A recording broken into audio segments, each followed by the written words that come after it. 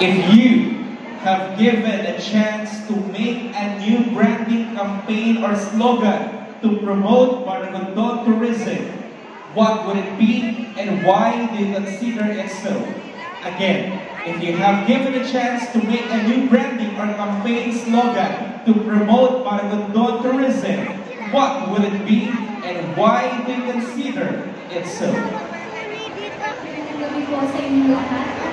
Kung gagawa man ako ng slogan o campaign, ang pamagat nito ay makasaysayang bayan, bayan ng Maragondon. Dahil alam natin na ang bayan ng Maragondon ay isa sa mga mayaman, ay isa sa mayaman sa pasyalan ng ating mga pasyalan na may mga ng ating ang bayan ng Maragondon ay may pagmamalaking bayani ng ating bayan na matatagpuan dito tulad na lamang ng Bonifacio Shrine at Emilio Aguinaldo Shrine. Dahil naniniwala ako na sa pamamagitan nito ay magkakaroon tulad ko na isang maging inspirasyon sa mga kabataan tulad ng mga bayani natin na talagang hinangaan hindi lang ng mga kabataan noon kundi pati na rin sa henerasyon ngayon. Dahil naniniwala ako na ang isang makasaysayang bayan ay matatagpuan sa nag-iisip nating bayan, ang bayan ng